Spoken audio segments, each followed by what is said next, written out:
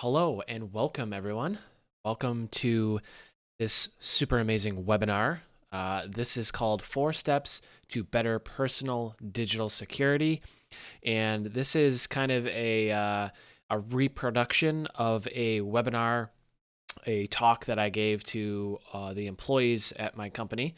And I wanted to rehash this and kind of put this together and put it out to the public because I think it would be super valuable for everyone to see this information and hear this information and just put these topics out in the internet and give some people some things to think about when it comes to better securing your personal digital life. I am your host. My name is Spencer Alessi. I am a cybersecurity specialist at Utica First Insurance Company. You can find me at TechSpence on Twitter and on LinkedIn. I'm just Spencer Alessi on LinkedIn. I'm happy to connect with everyone there. Tweet me what you think of this webinar. So what we're going to talk about is the 4 steps to personal digital security. Now, there's a lot of things you can include in this, but in this webinar, we're going to talk about updating. So updating your computer, updating your laptop, mobile devices, stuff like that. Using an ad blocker, quote unquote ad blocker. You'll see why I put it in air quotes later on. We're going to look how to check for data breaches, check your accounts for data breaches, and then we're going to talk a little bit about protecting your logins. And those are for your online accounts, so your personal online accounts. Now, I just want to be clear, I was going through these slides. I'm 100% trying to convince you to do these things. These things, if you do these things, you will be much, much better off. Your accounts will be more secure. Your devices will be more secure. You'll be able to sleep better at night, all that good stuff. So I'm 100% trying to convince you with this webinar to do these things. So just want to make that obvious. Okay, step 1 is update. There's some funny memes I included in this. I'm sorry ahead of time. I just had to do it. But in the IT department, we will find you and we will update your PC. And we might even reboot your computer in the middle of the day with no warning. Sorry, I know that's going to rub some people the wrong way, but I think it's funny. But, in the interest of security, sometimes it happens, right? So, and here's another one. If you're familiar with this Orange County Choppers people, I mean, this is funny, right? Download Windows Update. No. Download Windows Update. No. Windows Update. I get a kick out of this. Probably a little bit more than I should, but I think it's funny. So the main thing I wanted to touch on with this, and the reason I bring this up is because of an exploit called Eternal Blue, which led to this big WannaCry ransomware in 2017. Some of you might have heard about this. If you haven't ever heard about this Eternal Blue is an NSA exploit. Okay, the NSA created this. They stockpile these exploits, right? They keep them to themselves, and then they use them on other nation states or other targets to either gain access to systems or infrastructure, maintain persistence, things like that. Now, you can read all about this. I'm going to show a Wikipedia article here in a second you can look at. But the main point here is that there was a CVE associated with this Eternal Blue, and the CVE is just a name for a vulnerability. They just give this a fancy name, a number, so they can keep track of it. This Eternal Blue exploit, which led to this WannaCry ransomware outbreak, which infected hundreds of thousands of computers, from businesses to personal computers, everything across the globe, UK, Ukraine, United States, everywhere. This one exploit caused a ton of damage, and it was just one singular exploit, right? This was just one thing. This was one CVE, they call it. The ransom was $300, and I think in 24 or 48 hours, it went up to $600 or something like that in Bitcoins that you had to pay to get your files unlocked. Well, in 2017, there was over 14,000, as you can see here, 14,714 total CVEs. That was total recorded vulnerabilities. And that could be anything from, like this WannaCry thing or some sort of exploit in Microsoft Office that allows somebody to do something that they shouldn't. There was 14,000 of these things, and over 1,500 of them had a score of 9. The score of 9 is pretty severe. As you can see, the WannaCry or the Eternal Blue exploit had a 9.3.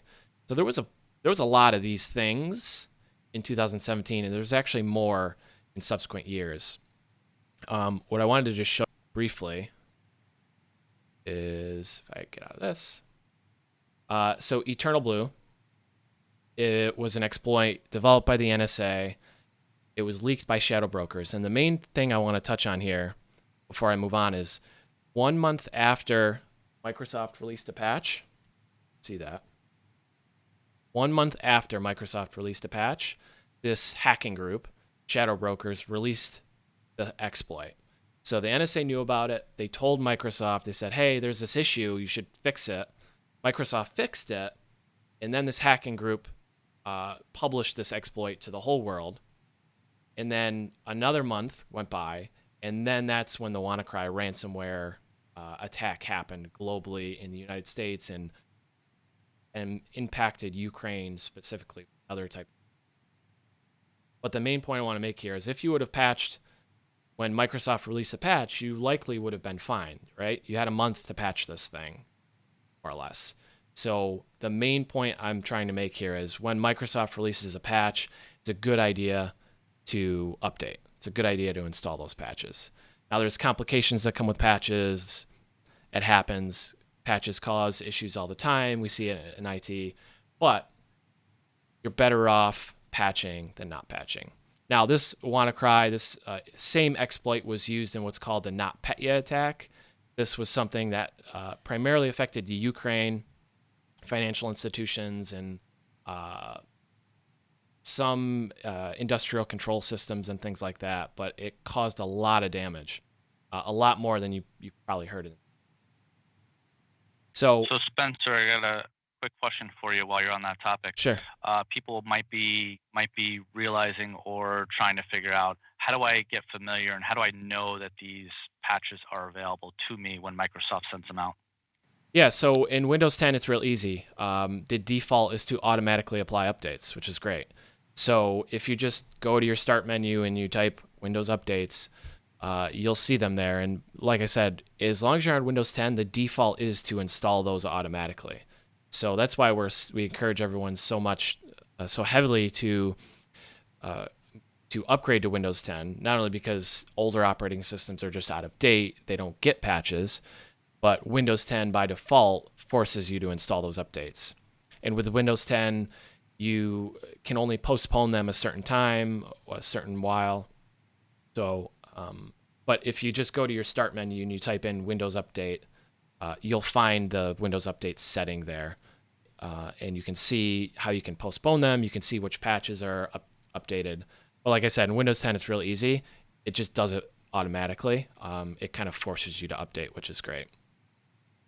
So auto update everything. I recommend turning on Windows updates. If you, for some reason, disabled Windows updates on any of your computers, turn them on. For things that might not auto update, like I have light bulbs. My whole house is smart, right? I have a router. I've got smart light bulbs. I've got cameras. I've got doorbells, all sorts of stuff. Some of those things update automatically. Some of them don't. It's really dependent on the software manufacturer and the company that makes the device on if they push updates or not. But I would recommend at least periodically go into your apps, go into the device, whether it's a portal or an app or something, and just see if there's an update for it. And the last thing I want to touch on this is just say the benefits of patching far outweigh the negatives. There might be some issues that happen. You might crash your computer, but trust me, the benefits far, far outweigh the negatives when it comes to patching. Step 2. Step 2 is use an ad blocker. I use the term ad blocker relatively loosely. Traditionally, they have been called ad blockers, and that's just kind of the nomenclature for them. The ad blocker that I'm recommending is uBlock Origin. uBlock Origin is a special type of ad blocker. It's actually not just an ad blocker. It blocks sites from tracking you. So if you're privacy conscious and you don't want, Google or Amazon to like cookie you and know where you're going and what you're searching for, you can use a ad blocker or this uBlock origin to block those things. You can block analytics and tracking cookies. You can block malicious websites, and it just uses lists. So this is just a long list, a bunch of lists of things that are known bad, and uBlock Origin has a system in the way that it blocks it, and it can do it with a little bit of smarts. So uBlock Origin is really good. It's called a wide spectrum content blocker. I'm going to show you what this looks like here in a minute. But the benefits are, like I said, it blocks ads. If you're privacy conscious, it can block some of those privacy invasive features that websites have and search engines have, malware sites, and most of all, like best of all, it makes websites load faster. So how do you install this? It's really quite easy. I'm going to show you right now. I have a link to the website. This goes right to our Utica First website. I actually published an article here specifically for agents, but it's useful to everyone, of some different tools that I think agents should use in their office. And keep in mind, uBlock Origin works on Chrome, Firefox, Edge, Safari, but not on Internet Explorer. On Internet Explorer, there's a different tool you can use to get some of these lists, but it's not the same.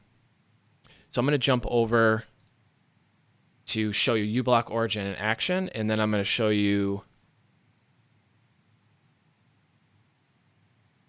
how to install it and what it kind of looks like. So if I go to uticafirst.com and I go to the resources tab, then I come down here, and if I scroll down, now I'm in Chrome. So I'm going to install this in Chrome. I'm just going to click this link. It's going to bring me to the Chrome Web Store. I'm going to hit add to Chrome, add extension. And it'll do its checking thing, and then it's on. Okay, great. So you can see the little shield in the upper right-hand corner here. That's how you know it's on. And I'm going to go to a website, and I'm going to go to msn.com. MSN is notoriously terrible when it comes to advertisements and just like privacy tracking cookies and all sorts of kind of nefarious stuff. So as you can see up here, it's already blocked 20 things, right? It could be an image, it could be a script, it could be a tracking cookie, a pixel, but you can see up here how much content it's actually blocking. And what I really like is when I turn this off, so the blue means it's on and it's blocking. If I turn this off and then I refresh the page, you can see there's an advertisement up here that pops up. There's some ads down here, all this stuff. This is an ad. There's so much junk on these websites, and it loads terribly, terribly slow. So I'm going to turn this back on, and I'm going to refresh. And you can see that top banner, that's gone. This advertisement on the side is gone. There's a lot of cool stuff with this. I'll probably do another webinar just on ad blockers and how to use them more efficiently. But the other thing I wanted to show is this zapper. This is just fun. So you click on this little lightning bolt, right? And you could just literally like zap things, and they're just gone. And this is kind of fun. So you just hit the lightning bolt and just bam, and it's gone. The image is gone. And you could just get rid of stuff. Like, let's see, get rid of this. Bam, gone. So if you don't like something, or if you think something is loading a strange image, or you think it's malicious or nefarious or whatever, you can just zap it and it's gone. The other thing that's cool is if you come down here and you click to disable JavaScript on the site. Now, a lot of nefarious stuff gets loaded in what's called JavaScript. So if you're on a website and it's super sketchy, you could just click this, and if you refresh the page, you'll see the website kind of looks really different. Not a lot of this content is loading. Like these pictures are missing. a lot of the content is just missing. So when you disable JavaScript, it's going to severely hamper the website. But if you're on a website and you need to look at something and you're just not sure, that's a good thing to do just to protect you a little bit further, both from a privacy standpoint and from a security standpoint. I'm going to go back to my... So that's a little bit of uBlock Origin in action. All right. Step 3 is checking for data breaches. There's a website, and I've mentioned this to some people before. If you've heard me talk about data breaches and stuff, you've probably heard me talk about this. There's a website called Have I Been Pwned? It allows you to put your email address in, and you can check if you have an account that's been compromised in a data breach. There's also a Notify Me feature, which allows you to put your email address in, and you can subscribe so that when this service ever finds, when it ever gets a dump from another data breach and it finds your email address in it, it'll send you an email notification and say, hey, we just noticed you might be involved in this data breach. We found your account here. You might want to check it out. So I'm going to show you that. So let me... here. Okay, so here's the website. It's called haveibeenpwned.com. And you just type in your email address. So if I type in an email address, not mine, just some random one, and click pwned. Zoom in. You can see, oh no, this account, whoever this is, has been found in 131 breach sites in 73 pastes. So if I continue to scroll down here, it'll list all the breaches you were pwned in, which just means these are all the breaches where data has been exposed, where your email address has been found. So you look through here, and what I recommend is you look through here, you look at the dates, if there is one, and see if it's recent. If there's a lot in here, don't be alarmed. A lot of these are kind of like marketing lists and things like that. The important thing to check is the compromised data. If it has a password and it's been compromised recently, I highly recommend you change your password for that service. And if the service supports it, set up multi-factor authentication. If it's something old, like 2013, an Adobe, I know for a fact Adobe has already issued password resets when this happened. So a lot of services will either lock accounts or issue password resets or make people change their password to prevent any further issues. But nonetheless, it's still a good idea to go in and change your passwords for any accounts that you find here. If possible, just reset them just so you know that they've been changed. So you can go through and you can look at all these. Obviously, there's a bunch. And then when you've done that, come up to Notify Me. And you're just going to put in your email address. You click this little CAPTCHA, and then you hit Notify Me. And then it's going to send you an email. And then that email, you have to just click a button to verify that it's your email address, and then you're subscribed. So that way, when another breach happens, you will be notified. If this service has that information, you'll be notified.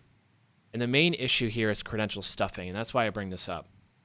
Credential stuffing is essentially when criminals, bad guys, take these big data breaches, these massive, massive data breaches of usernames and passwords, email addresses usually, and passwords.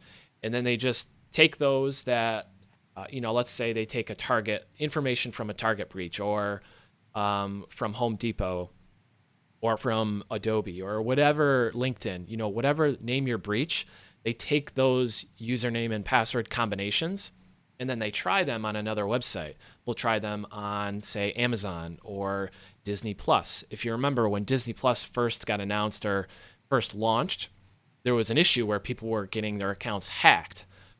That was because of password reuse. People were using the same password for Disney Plus as they use for Facebook or Amazon or Google or whatever. So credential stuffing is when somebody takes credentials from one breach and then uses them on another service to try and log in and hack the account. And that's bad, obviously. You don't want to have that happen to you.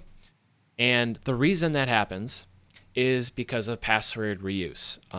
You've probably heard me say this 100 times. I'll say it 100 times more. Password reuse is probably one of the worst things you can do when it comes to your online accounts.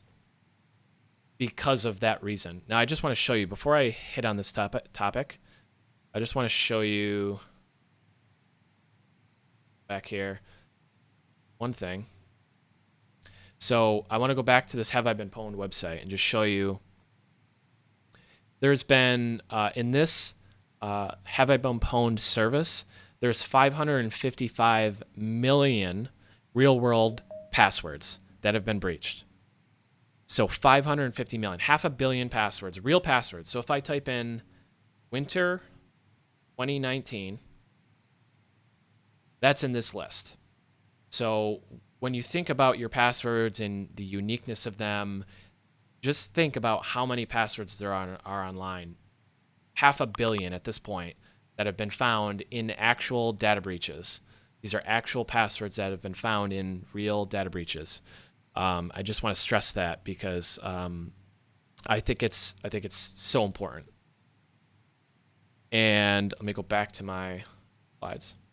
So, reusing passwords is like reusing a toothbrush that you've used to clean your shower. My wife just cleaned the shower, I think last week, and we did a deep clean.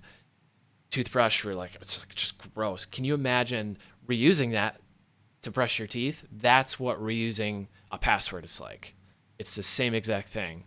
Hopefully, if I provide enough visual stimulation like this or something gruesome, it'll stick with you, because password reuse is a big, big problem, not only for businesses, but for personal use as well. So big, big, big point I want to make. Don't reuse passwords. Step 4, protect your logins. Now, let me know, tell me if you can relate, all right? If you can relate to this, what I want you to do is in chat, type 1, like type a 1 in chat when I go through these pictures, these memes. Let me know if you can relate. Someone discovered my password and I have to rename my dog. Come on, somebody's got to relate. I changed all my passwords to incorrect, so whenever I forget, it will tell me your password is incorrect. Dick's still getting over the toothbrush. Your password is too weak. Who's weak now? Just throw it out the window. I think this might be my favorite one. Yeah, see. When you enter a new password to your account but instantly forget it after 5 minutes. I personally can relate to this. That's why I use a password manager, but you know, I don't have everything in a password manager yet. And then this, enters password, wrong. You probably get this one a lot, right? That's why we write it down. Yeah. New password can't be the same as the old one. And then you're like, what? Yeah. Yeah, I thought those would be funny and relatable. Because passwords are hard.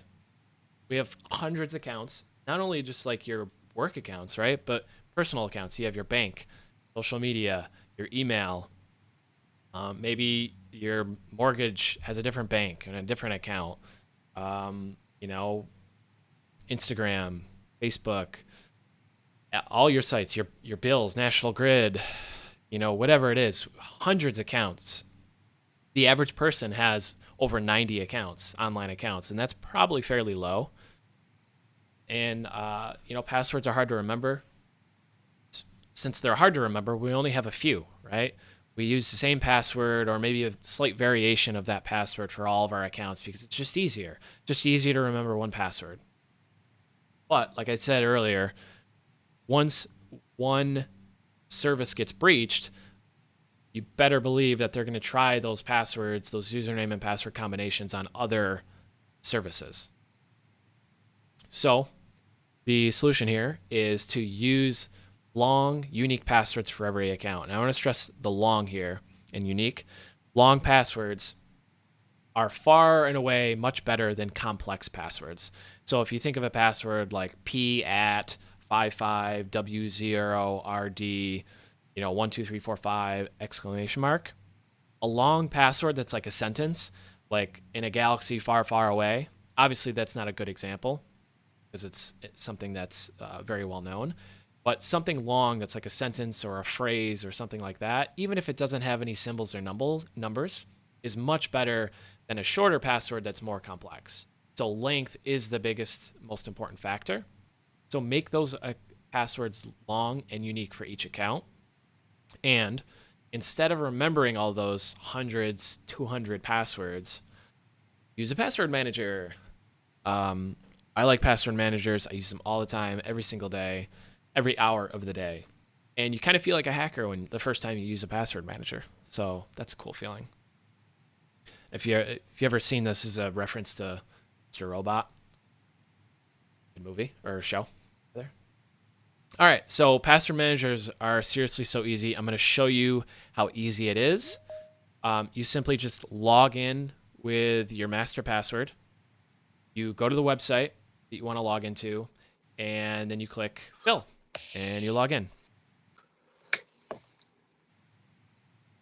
So I'm going to show you kind of the basics: signing up, installing the browser extension, logging into the site and adding your account, and adding accounts manually.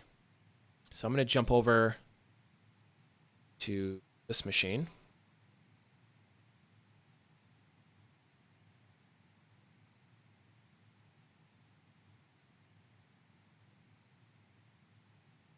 Okay. Close this. Get out of here.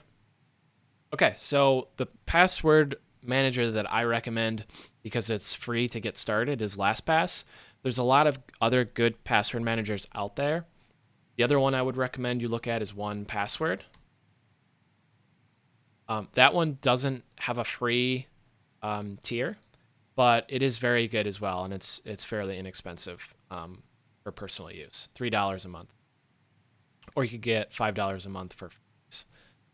So I definitely recommend either of these two. I'll show you LastPass because it's free to get started with. So to get LastPass, you just click Get LastPass Free. You put in your information here, and then so you put in your information, you sign up, and then you're going to get an email.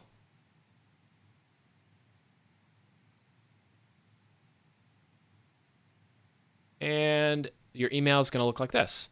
It's going to say, "Welcome to LastPass." Okay? And it's going to tell you what your email is and then your password. This obviously isn't your password, but it's saying your password is your master password that you created on this page. So that's the one you really want to remember is your master password. That's super, super important. Always remember your master password. And then it's going to give you some tips and some references and how you can recover your account if you forget your password, which is so after you do that, you're just going to log in or install the browser extension. So if you go through the browser extension, you just click this button. It'll walk you through all of this and how to install it and everything. They have very good documentation. It's the other nice thing about this service. So I'm just going to go to this website. And I have Chrome, so I'm going to download LastPass for Chrome. And you can click Quick Install.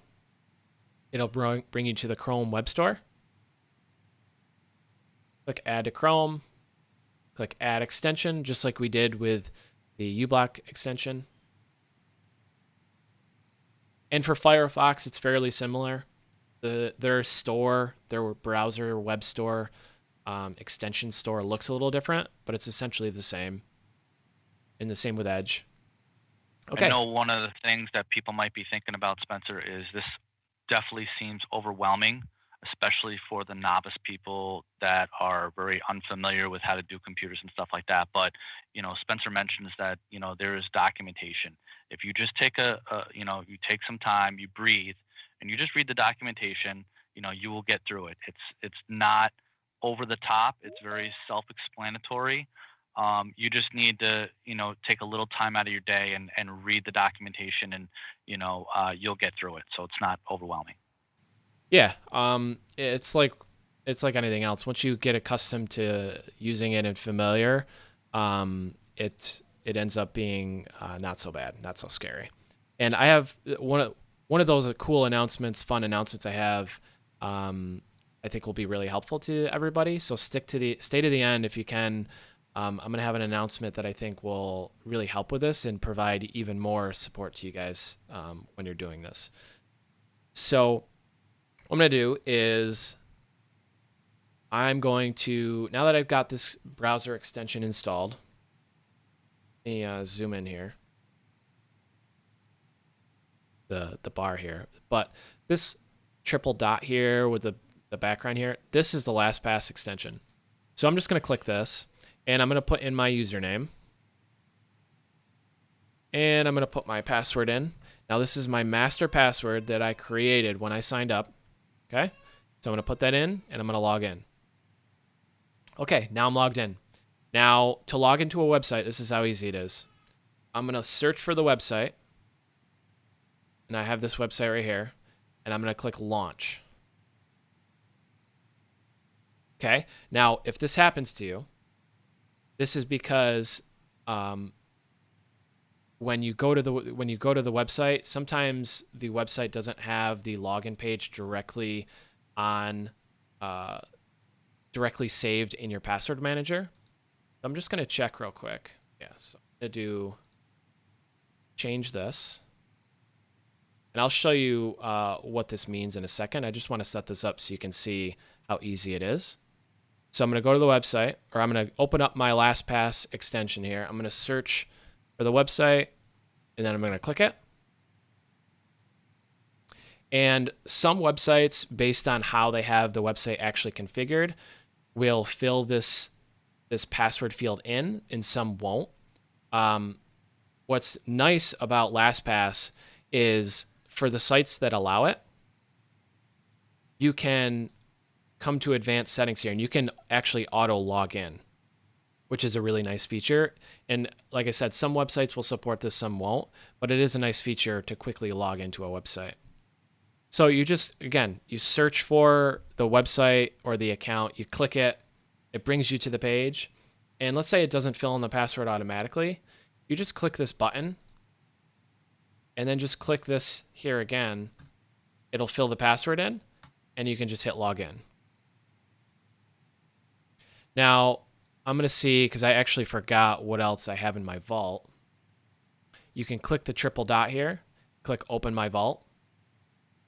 Looks like that's the only thing I have saved in here. But what I'll do is I will go to a website. Here's another website that I know works well. I'm going to go to login. And I have this saved somewhere else. I'm going to enter in my credentials here. So let's say you're signing up for a new service, or you're logging into a website the first time when you're logged into your password manager. So the key here is to be logged into your password manager. And when I hit login, just ignore this Chrome button, you'll see it pops up and it says, hey, do you want to add this to Lastpass? And I'm going to say, yes, add it. Perfect. So now when I come up here, you'll see I have this sans.org, this website, saved right here. So now I'm going to sign out. And I'm going to sign out of... Actually, I don't need to sign out of here. So I'm going to go to this website again. So I'm here. I'm just going through, and I'm going to type sans.org.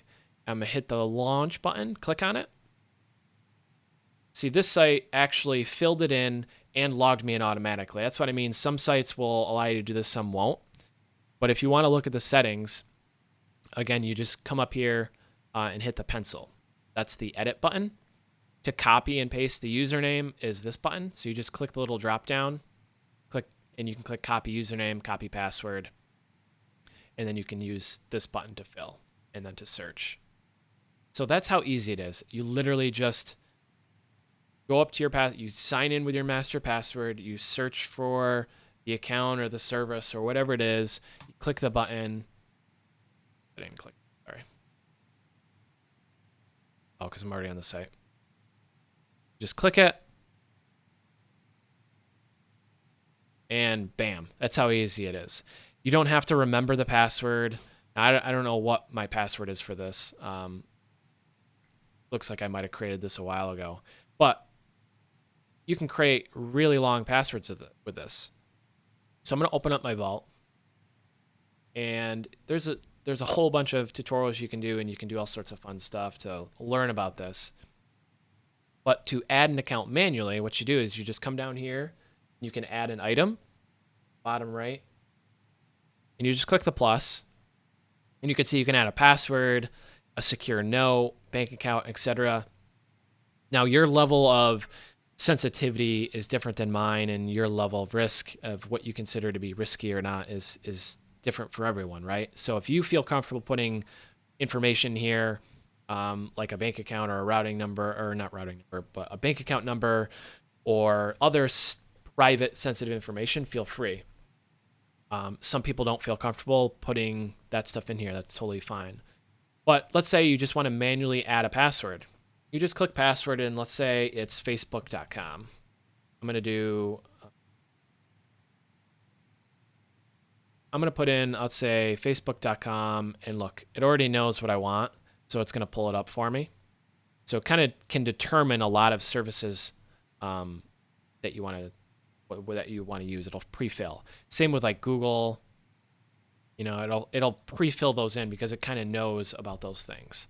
So let's say I want to add Google. This will be, my Google account. Fill in some information. You can organize Lastpass into folders and organize it real nicely. And you put in your username and then, my password. This is my password. And you can view the password to make sure it's correct. And then you can save it. And that's how easy it is to add something manually. Now, let's say I want to edit this later on. I can click edit. There's a whole bunch of stuff I can do. I can come up here and I can show password history. I can do a bunch of different cool stuff. I can also share these passwords. It's not uncommon that you need to share a password with a family member, or I'm trying to think of a good example on the fly. But let's say you need to share your National Grid account with your spouse or something like that. You can easily share. If you both have LastPass, you can just share it, put in their email address, and you can share this password with them, which is really nice. The other thing that's really cool is if I come up and let's say I'm going to sign out. Let's say I'm registering for this site for the first time. I'm going to create an account. Let's say I want to create an account. When you're on a password field on a registration page, zoom in and scroll. When you're on a registration page, LastPass, and when you're signed into LastPass, this will give you a really nice tool to create a secure password, which is really important. So you fill in all your information, and then you click this button. Looks like a little lock with an arrow around it. And this is a password generation tool. What I like to do is I like to do show options, and then I move this dial all the way to the right to 99, as long as you can make it as 99. And then I add symbols. So this is a very, very strong password. This is as long as you can get it with this tool, and it's very secure. As you can see, this would be very difficult to brute force crack unless you were able to reverse, unless this was stored in plain text or it was stored insecurely. You're not going to be able to crack this anytime soon. So what you do is you just move this dial over to 99, make sure all these are checked. This will make it the most secure. Do all characters, and then you do fill. And this will fill in this 99 character password. And you can see this pops up again, and you want to save this, and I'll say add, and then boom, it saves this password. So if I go to open my vault, which is right here, and I go to this, you can see here's the password that I generated right here. And it's easy as that. So that's pretty much like the basics of Password Manager. And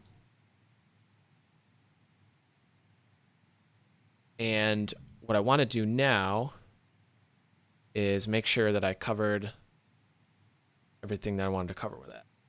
So we talked about signing up, installing the browser extension, logging to sites and adding your accounts and adding manually. Perfect. So just a couple more slides and then we're done. The number one most important rule for password managers is create a strong master password. As long as you can remember, and don't use it anywhere else. It's the most important thing. Don't use it for any other service. Don't share it with anyone. Don't use this password anywhere else.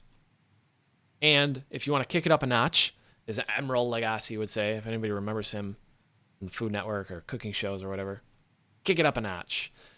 Make your password manager more secure by turning on multi-factor authentication. The same way, you connect to work or you connect to other sites that, like your bank might force you to use like an SMS text message code to log in. You can do the same thing with your password manager so that if for some reason somebody did get a hold of your master password, if you had MFA on, they still wouldn't be able to get in unless they somehow got that code that was texted to you, or if you had something like a Google Authenticator that's got a one-time code on it that's always changing, or an app or something like that. Unless that person got a hold of that, they still wouldn't be able to log into your account. So it's just another extra layer of security and protection for your accounts that is very, very easy to set up. And once you get used to it and comfortable with it, it can be annoying sometimes when you're in a hurry, but trust me, it's worth it. You definitely don't want anyone breaking into your master vault of passwords. That's for sure. Okay, so here's your homework. Enable auto updates on all your devices, or check your devices to make sure if there's any updates, you install them or apply them. Install uBlock Origin. Check your email, your personal email account for breaches. Install and use a password manager and enable MFA. If you do those 4 or 5 things, trust me, your personal accounts are going to be so much more secure. You're going to be so much better off. So I know what you're asking. I know what I'm asking. I know this can be difficult, and who's got the time and stuff like that. So announcement number 1 is I'm going to get out of my comfort zone a little bit and do a little education training on password managers. So I'm going to be live streaming on Twitch tomorrow night, the 15th. I think tomorrow's Friday, right? Yeah. Tomorrow night, 9 p.m. on twitch.tv/TechSpence, which is right here above me.